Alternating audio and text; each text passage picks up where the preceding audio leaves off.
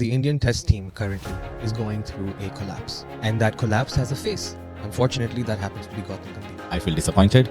I feel disrespected. I feel ashamed seeing my test team falling to the grave. Why are you fixing something which is unbroken? Where are the specialists? What are your specialists doing? Rahane didn't retire. Pujara didn't retire. You ignored Sarfaraz. You ignored Karan Nair. How do you give the coaching of the Indian cricket team to a player who has had a feud on field with Virat? In the last 14 months, India have lost 5 home tests. Had their biggest loss ever by 408 runs. They experienced their first and second ever home whitewashes since the 80s. They failed to chase 147 against New Zealand. They failed to chase 124 against South Africa. Gautam Gambhir has the worst win-loss ratio at 0.77. So when we keep all of these things in mind, not only is Gautam Gambhir lucky to have kept his job, he is hanging off the smallest of threads. The question here is that is Gautam Gambhir the right man for the job?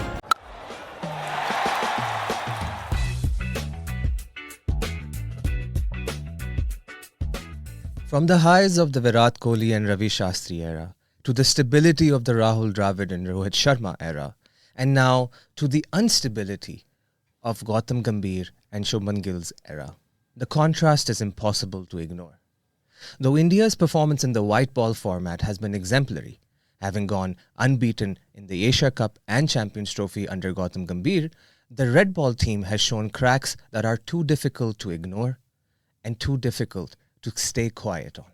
As all of India calls for Gautam Gambhir's resignation, Sharan Kumar will join me today not as my usual co-host, but as a fan of the Indian cricket team. My name is Hassan Ali, and I'm joined by Sharan Kumar, and behind the camera, like always, is Rupesh Atmuri. This will be Cricktake's most direct and most unfiltered take on everything that is surrounding India's red ball performances, specifically the man right at the center of it all, Sir Gautam Gambhir.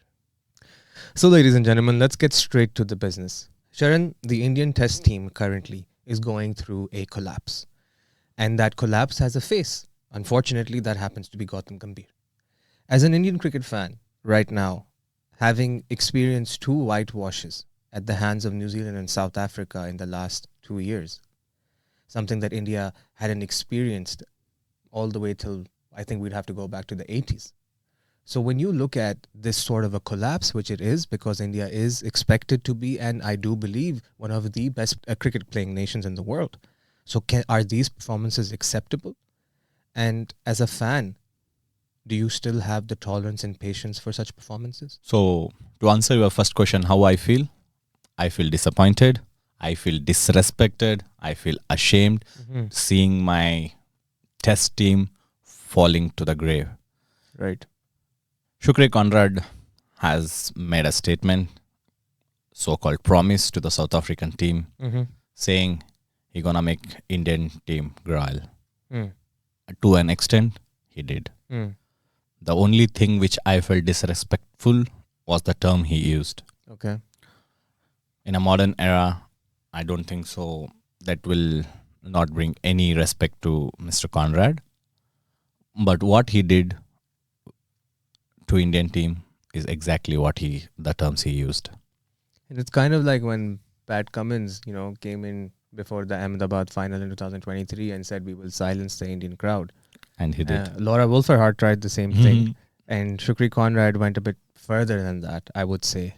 And do you think it could have been because of the whole Bonner statement thing that Bumrah made about Tamba Bavuma?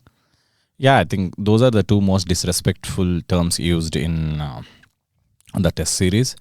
Why do you think the teams crossed the line? Because usually these 2 teams don't have these kinds of series. And even if we look at the IPL and wherever the Indian and South African players rub shoulders, they share very good relationships. Yeah. So what do you think is going on? I'm not really sure whether they are disappointed with how India is performing with the WTC. If you see the WTC cycle, which now India were supposed to win 6 test matches and they could only able to draw 2. And they're pretty much out of the game now. Out of the World Test Championship. Yeah, now it's a close margin they have to win with. Yeah. So maybe because of that, I don't expect Bumrah to be using that language, but it is not just a racial abuse, it disrespect to a whole country. Like, you can't use those words. You can't use those words for a captain. You And can't use that words to any human. Leave about Yes, cricket captain. it's not only racist in a way, but it's also ableist. Yeah. That you are like. Anyway, I don't. We should not be going there. Yeah. Harsha has already mentioned that these are the two lowest moments of this test match. I don't want my episode to start with these two of the lowest moments. So we have a lot to speak about Mr. Gautam Gambhir and his team. I want to establish one thing before you get into the nitty-gritty. India was without their captain for the majority of the first test match and all of the second test match. I imagine that does make a difference. I imagine it does have an impact on team morale, and it was a bit of a scary injury. Having an injury anywhere near your neck or head is threatening to threatening to the player's life. And so we would like to say that we wish Shubman Gill the fastest recovery. Yeah. He is India's captain after all. With all the due respect to... With all the due respect, but he is very much part of the setup. Yeah, he was even there in the Guwahati test. He was showing his presence. Yes. Applauded. So where did it go wrong, Sharan? You started a good point with Shubman Gill. Let me start with that. Do you think he should be playing a T20 match? I feel that he was forced to play T20 match. And it is one of the reasons why we are lacking a specialist. When you made a captain, Shubman Gill, very good batting average and a very good temperament and a skill which test team require or a test captain require. You made him test team captain. You made him to lead India's ODI side. Well and good. He also scored a double 100. I totally understand. He's a part of ODI team. Now you made him a captain, thinking of playing a long-term game, captaining ODI World Cup of the upcoming World Cup 2027. Well and good. Let's not go to Rohit Sharma's part yet. My question is, why are you pushing Gill for T20 format? Are you short of an opener? Maybe Shubman Gill wanted to play himself because he's trying to make a spot for himself in the T20 Indian side where he's not been a regular. Why are you fixing something which is unbroken? That's true. T20 has been India's best format in the last 12 months. I can count 4 openers right now in the team. And KL Rahul is sitting outside. Other than those 4.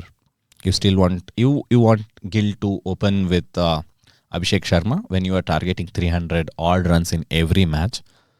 Maybe Gambhir and Agarkar see him as all format captain. Well and good. Let them see. Now because there isn't much of a case for Sky. Sky is not performing with the bat. Yeah, but see where I'm trying to go.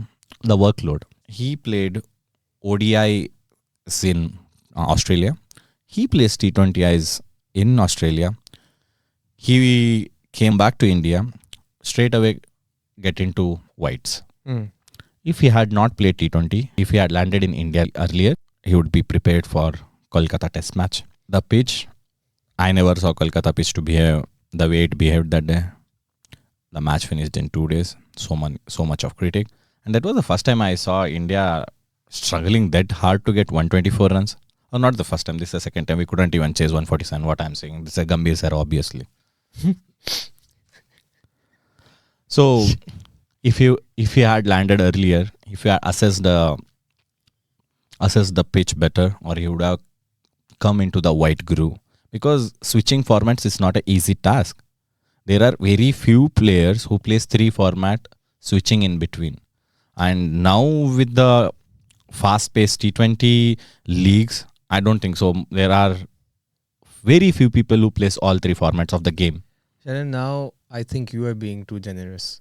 I feel that these are the demands of the modern cricketer. If you want to be someone who makes the money in T20 cricket and also wants to play red ball cricket for your nation, these are the sort of sacrifices you have to make. And I don't think that the modern players, and this is something we've touched upon in our other episodes, especially the Ultimate Test Cricket episode, the modern players do not have the same incentives to play Test cricket like they do for T20. Shubman Gill, every time he plays a good knock for India in any T20 match, it increases his value in the market. It increases his next pay package. And when he's not playing regularly for India in the T20 side, he's potentially losing out on a higher, more lucrative package in IPL. Of course, this is a little bit of a correlational discussion. It's not necessary that it will be true every time, but you have to give thought to the thought processes of these players. And the fact is they chase the buck. And given that, I'm not surprised he's out there playing T20, trying to make a name for himself, because that's what makes his living at the end of the day. I am a bit annoyed by your answer. You are already captaining India's test team, captaining India's ODI team.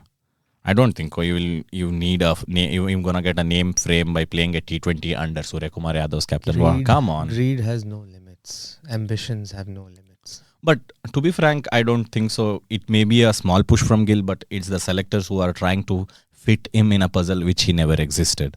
And he's not going to be someone who's going to refuse to be a part of that puzzle. No player will say no to playing any match. I completely agree. But what are the side effects? What are the downsides of playing T20? Now you can see him. The workload has been increased. He has been playing against the West Indies. He's playing Australia, the T20. Now come back to play test and have an injury in a test match on day 3. Okay, but if we're going to talk about the impacts, like, I don't think it's only Shubman Gill that has to be criticized for this. If you look at the shot selection of the Indian batsmen in this test series against South Africa, I think of the Rishabh Pant dismissal, I think of the Dhruv Jurel dismissal, I think of the way that India's tail did not wag at all. Everyone was swinging with their head above, their bat in another direction, their other leg in another direction. They were out there slogging when they couldn't even read the ball off the bowler's hand, let alone the pitch. So the impact of T20 cricket now is showing in the fitness terms as well. But what about the playing style impact that it's had on Gautam Gambhir's preferred players? Very good point made. I just have a stat. Let me pull. It questions, did India forget to play spin? It says, are India getting outswept at home? That was the title given to that stat. A source is from Crickbuzz. Basically what it is trying to say is, when foreign team visits India, how they are negating spin.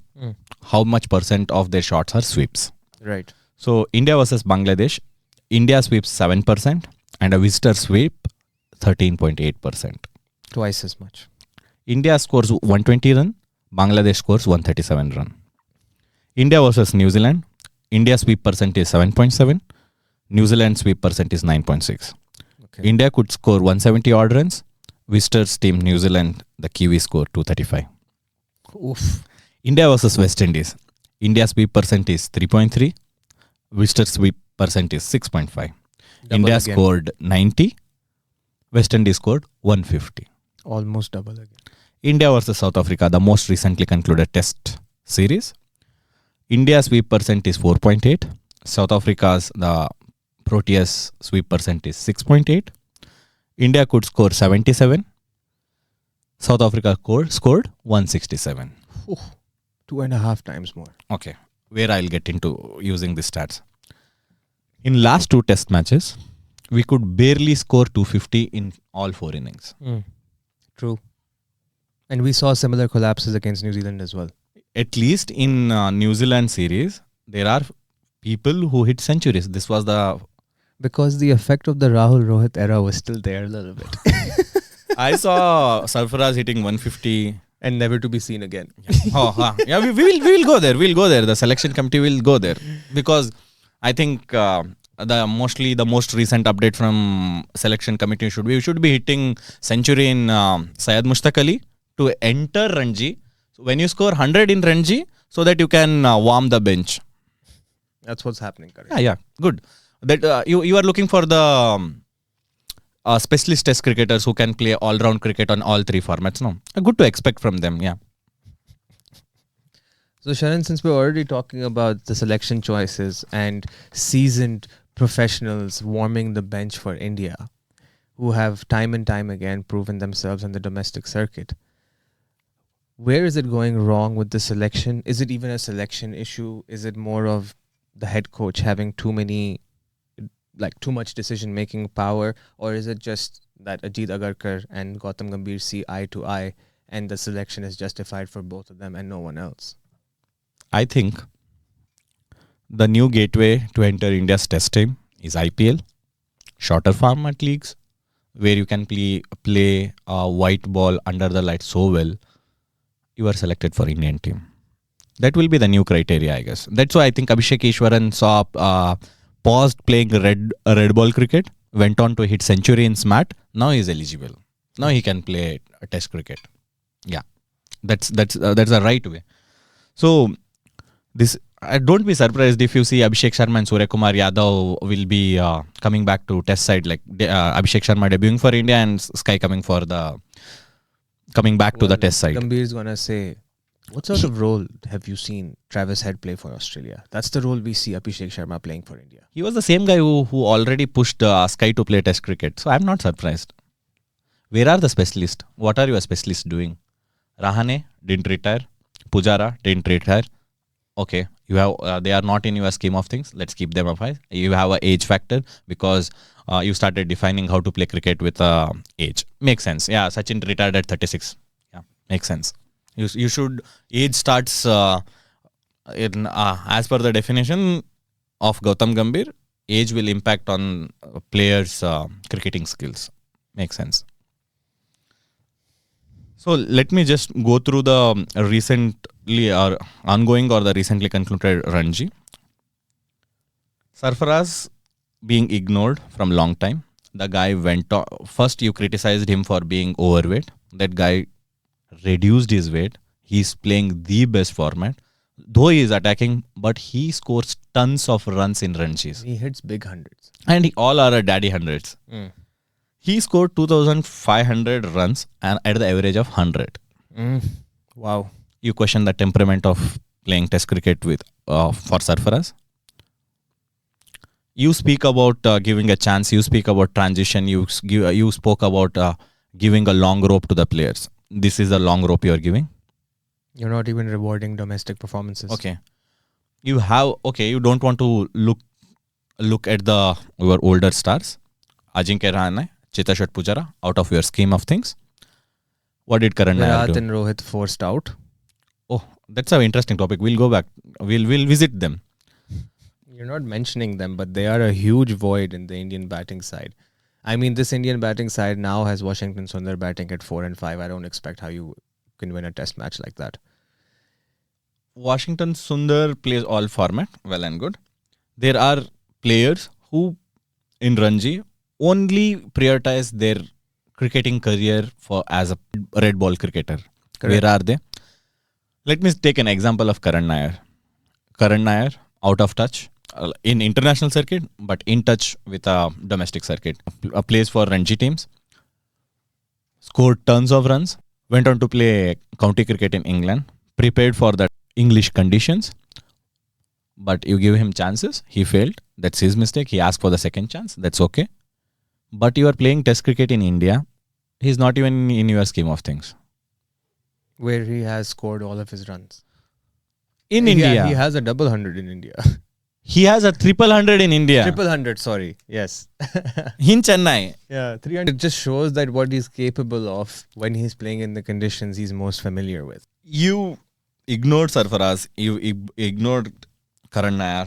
There are young players like Rikibu, Tanmay Agarwal. I have a list of people I can just say with. I have even numbers. You have all-rounders like Harsh Dubey, Jalaj Saxena.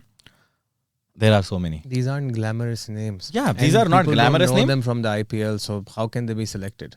You know what? It's not about the glamour. Now India is looking for the poster boy. There is a conspiracy why Gill has longer rope or longer support than Jaiswal. Because Gill is a poster boy. They want somebody to fill the void of Virat Kohli. Yeah, but this is a complete contrast to what all Gautam Gambhir has been saying, that we don't want any celebrities, we don't want any superstars, we want a team. Yeah. So then how can you say that they're trying to make Shubman Gill the poster boy when Gautam Gambhir in every press conference talks about team? Yeah. First of all, that is an hypocritic thing. He speaks about team. When somebody questioned about his performance, he was the same guy who used to say, I didn't win the Champions Trophy. I didn't win the Asia Cup. It's neither the captain. It's neither the coach. It's we as a team. But when somebody questions his performance, India lost these many matches, these many series, India whitewashed in India. What did this guy went on to answer? मैं वही बंदा हूँ जो champions trophy जीता है, मैं वही बंदा हूँ एशिया कप जीता है, आपने जीता है. अब आपके प्लेयर कहाँ गए? अब आपके प्लेयर कहाँ गए? आपका टीम कहाँ गया? Isn't it a hypocrisy? Yeah, peak double standards. Yeah. This was the same guy who used to see एक छक्के ने वर्ल्ड कप नहीं जीता है. All of a sudden एक कोच ने हमको 2 ट्रॉफी जिता रहा है. अच्छी बात है. And you were also talking about his comments that he used to make when Shastri and Kohli. Yeah. I think if there was a doppelganger of Gautam Gambhir, I want Gautam Gambhir to be commentating on Gautam Gambhir's coaching system. That would be very great. Like, I want Gautam Gambhir to take up 2 roles, one to commentate for BCCI and another to coach for India. Because he's a very good critic when he is in a commentary box. But when he comes to coach India, he's a different guy. And Gautam Gambhir has a very good PR team as well. Hassan, you should agree with that. Whenever India loses something, he comes up with a very defensive mechanism on Instagram. Yeah, but these sorts of things have been seen even in the case of Virat and Rohit. Rohit's wife has gotten into so many controversies because of this. And Gautam Gambhir is not any different. All of these individuals are, fighting in the corridors of power in Indian cricket. And I'm not sure if they have any direct conversations or confrontations, but I'm also agreeing with you that social media is their war zone. And they have their bots going at it non-stop. That's the world we live in right now. Should I just pull a stats how Gautam Gambhir has performed in his coaching era? Why are you asking? Go for it. I'll speak about only the Test cricket. I know he has a very good numbers in T20. Okay. Yeah, we established that white ball is fine for Gautam. The Gill Gautam era for white ball cricket is fine. It's the red ball. It's like India's unrecognizable. Till now, like in recent past, the worst percentage of a coach. Oh, by the way, surprise. It's not Gautam Gambhir who is the worst coach of India. He's second worst. Worse is Duncan Fletcher. Yeah, with 33%. He's just above. He's just above. Gautam Gambhir is leading the board with 36.38%. You know who's the best? Not sarcastic best, the real best. Let me guess. Shastri. Anil Kumble. Small sample size. Yeah. Come on. So what's the percentage of Kumble though? The Kumble's percentage is 70. Wow. How many tests? 17, I guess. 17. Okay. Not a small sample size. Relatively small if you compare to the Shastri, Virat and the Rahul, Rohit era. Mm-hmm. Why I'm particularly pushing on percentage, because we had a captain called Virat Kohli. Under his captaincy, playing 31 test match in 7 years, we lost 2. Unbelievable. And that included the time where India beat Australia in Australia for the first time. You bring any team to India, or we go visit any team, any country, there was a fear in opponents' eyes. That was our captain. Still my captain, I'll say. Still my captain. The fear, no coach would even think of using the word grovel. Under Kohli and Shastri era, Virat Kohli took up captaincy from Dhoni unexpectedly in 2014 in Australia. From day one, he showed what captain he is going to be. Hundreds Absolutely. in both the innings. Let's keep the personal record aside. He had a courage to say that I'm going to chase 300 on the last day of a test match in Australia in their fortress. That was his mindset. Set the example from day one. Set the example from day one. How do you expect this guy to come and lose or whitewash any test series in India? In his 7 years with 31 test matches in home, he lost only 2 test matches. Wow. Crazy. Since we are speaking about the stats, this is how the stats were. India were a force to reckon with in test cricket for sure. What worked for Virat Kohli? leave about his batting lineup, leave about his captaincy. He sticked with the players. He knew I need 6 or 5 special batsmen, 1 wicketkeeper batter. I need my 4 best bowlers. That's the combination. Here in Gautam Gambhir's era, we need 4 batsmen and we need 4 all-rounders who can bat, who can bowl. I think they can even umpire. It's a GG era. They can even umpire, I guess. Like you are looking for now this is a four-dimensional aspects of selecting a team. With all due respect to the all-rounders we have, if all-rounders for me, I'm not asking you to be a Jack Ellis from day one. Jack Ellis is something like Zair Khan plus Sachin Tendulkar could make Jack Ellis. I'm not expecting you to be a Jack Ellis on day one. Be above average. You are representing 1.4 billion people of India. It shows that we don't have any quality all-rounders. Ashwin moved out of the team. Now you know what value the Ashwin used to bring on the table. It's not just about the off-spin bowling. It's about the statics he used to have. The communication between the captain, coach, and the field set he used to have was much clearer. Now the captain is confused. The coach is confused. You have Washington Sundar as your all-round spin bowler. You don't know when to use him. He comes in second innings to bowl 4 hours sometimes. Sometimes he used as a padding for Bumrah. Is he your part-time bowler? Virendra Sehwag used to do that in Test match. Sachin Tendulkar used to do that. They never called themselves as an all-rounders. Washington Sundar, since he has played good 2 innings, he was settling down at the lower end of the batting lineup. No, you want to push him on the top because you want the righty-lefty combination. But the righty-lefty combination is just an obsession all coaches have. Because of this righty-lefty combination, most of the players are not getting chance. I know it's a good tactics to have on, but end of the day, my argument is have your specialist batsman, have your specialist bowler. The role of all-rounder is, or the place for an all-rounder is 1 or 2, not 4 or 5. Nitish Kumar Reddy. I love his batting. Very good player, very good temperament. Very good test 100 in Perth. What after that? He was practicing a white ball series, gets a call from Indian team to join the test series. Comes straight in, plays in Kolkata, plays in Guwahati.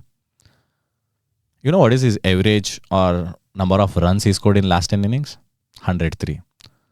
Perth, 100 plus runs. After the 10 innings, he could pile up only 103 in his next 10 innings. So this was my argument to have a specialist batsman or a specialist cricketer who plays test cricket regularly. Not the one who hits century in your IPL league, and you are not here to bring them to a test squad. Please keep it pure. Let the Ranji players perform here.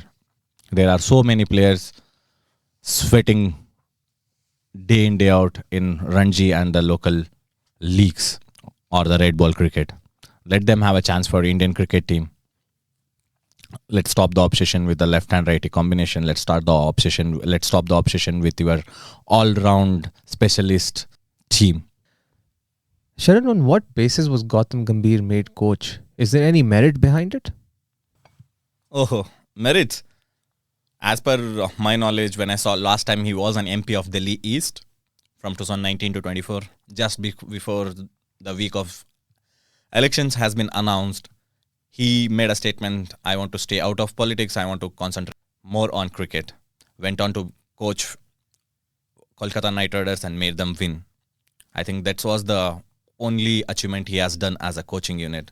We all know how did he become a major candidate for Indian coaching staff. We know what are their demands. The demands which he has made are not ordinary. When you look into his demands, you know that there are greater powers, like he comes from a political background. He's been an integral part of Delhi BJP. Though he has won IPL 2024, then went on to become a lead candidate for India's coaching staff. He questions players to go back to the domestic circuit, go back to the Ranji circuit. If you are underperforming, go back to the domestic circuit.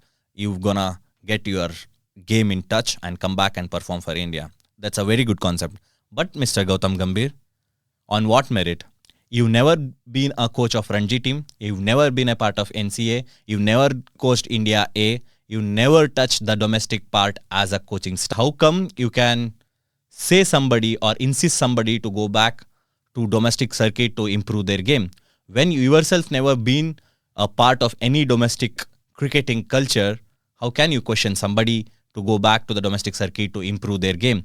Now I understand why India's T20 team is performing much better under you, because you are much exposed to the T20 cricket. You have been experienced with LSG, you have been experienced with KKR, totally understood. But Test cricket is not won on the basis of these T20 leagues. I need a merit until and unless you go back to the Ranjis, until and unless you go back to the NCA or coach India's A in India's domestic leagues.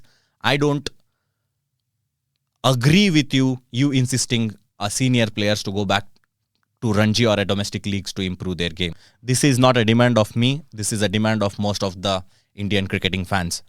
I might sound a bit harsh on you, but this is what the reality is. It's crazy. I mean, Gautam Gambhir was such an aggressive and emotional character, even as a cricketer. To have him come as a replacement for the calm Rahul Dravid shocked many around the world, in the cricketing world.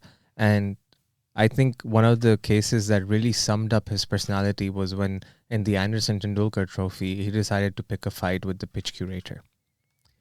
And I remember sitting here and talking to you about it in our episode of Anderson Tendulkar, where we said that does it really look presentable and acceptable for a national team coach of one of the world's best cricketing sides to be picking fights with a mere employee that works in a stadium staff? You know what? Based on the same thing, recently I was watching a podcast where AB and Ash are starting a new thing. You know what AB Deval comment on Gautam Gambhir or his performance? He said emotional coach is not a good thing. Right. This is the same statement or was a headline for most of the cricketing articles. You know, where is it all connecting back to? I read an article, Times of India. In that article, Paddy Upton, current India's hockey coach, used to be a mental coach for Indian cricket team for a long time. He used to work with Mr. Gautam Gambhir and others as a part of his duty. In his book, quote unquote, he mentions Gautam Gambhir as a most insecure person. Wow.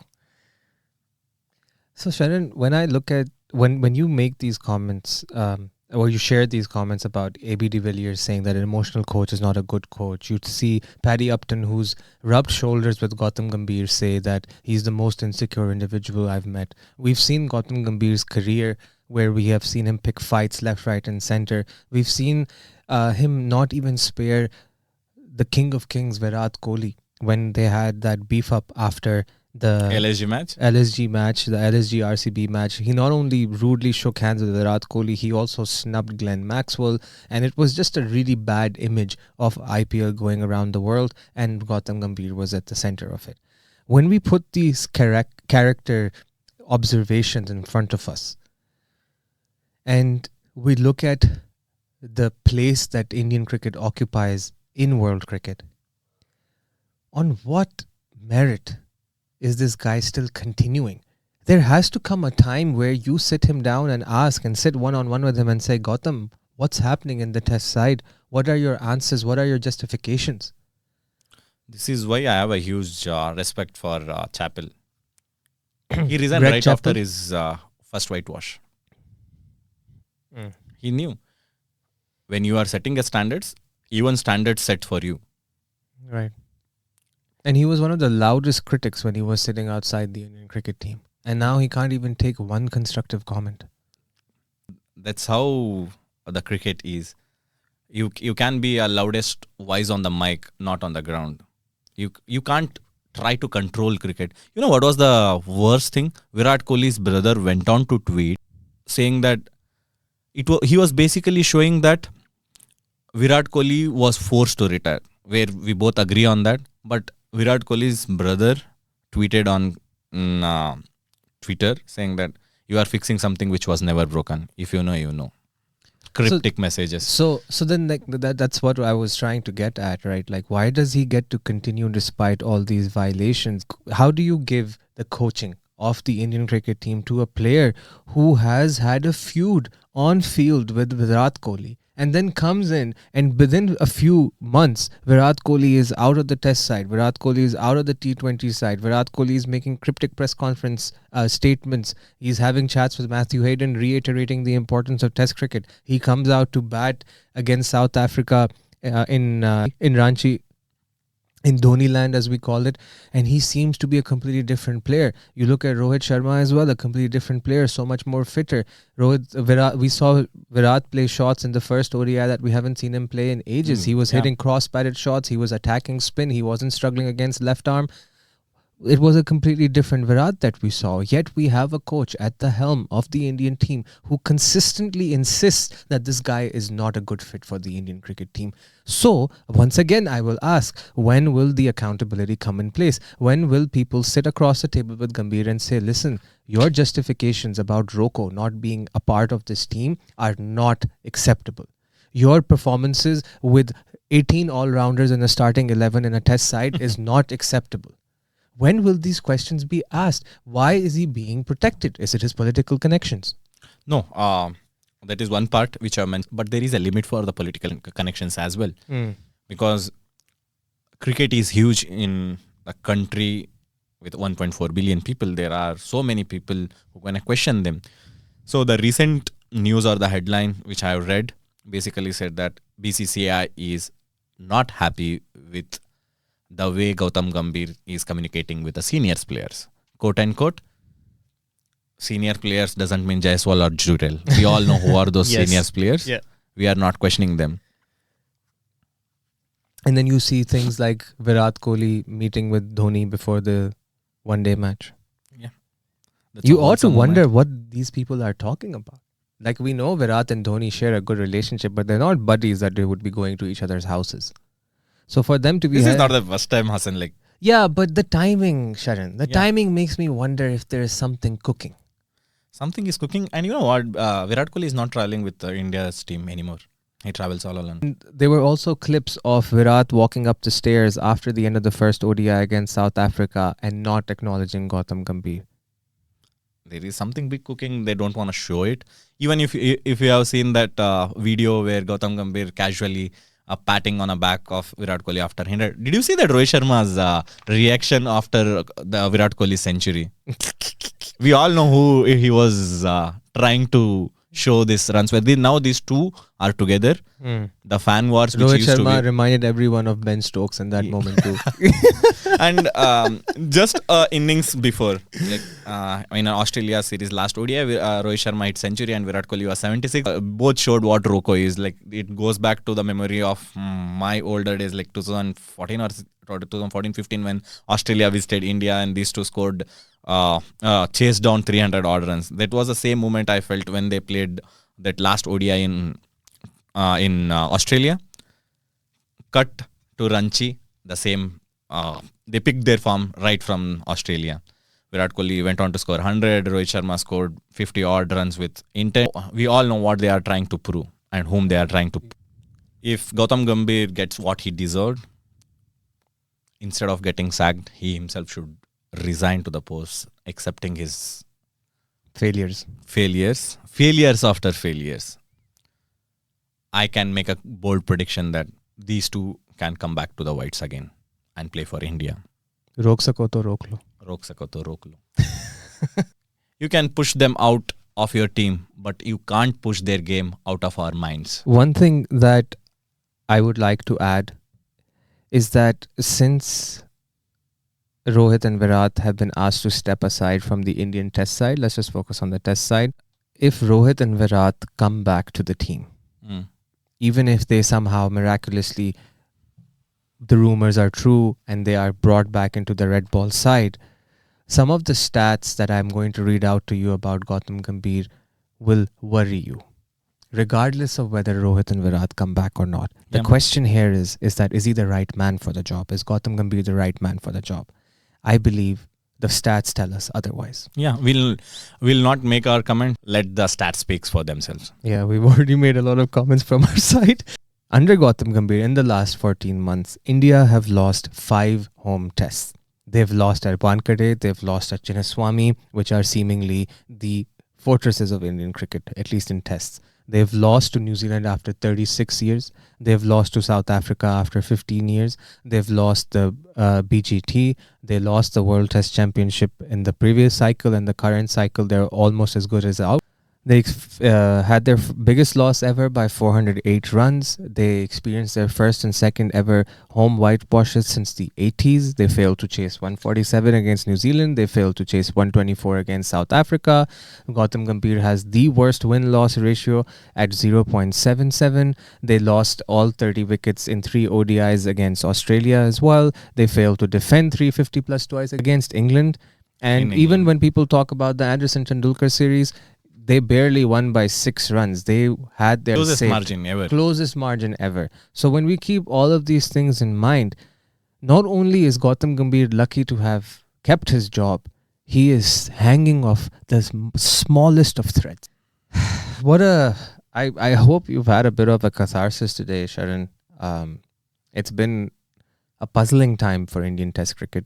It's difficult to see the direction it's taking. And with now India only playing 1 test match, that too against Afghanistan in all of 2026, do you think that Gautam Gambhir will be protected because of this very fact? He will be protected. No one gonna question about it. People have already moved on from the test. As soon as Rocco is back on a ODI series, people forgot what had happened with the test series.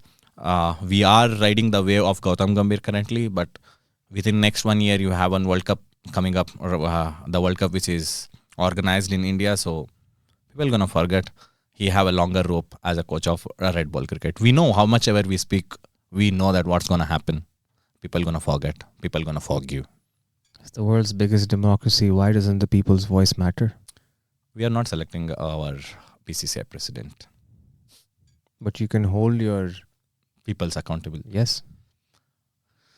It is very disappointing to see the fall of Virat Kohli Shastri era to the calm and composed Rohit Dravid era, to see aggressive Gautam Gambhir and Gill not the good kind of aggressive though.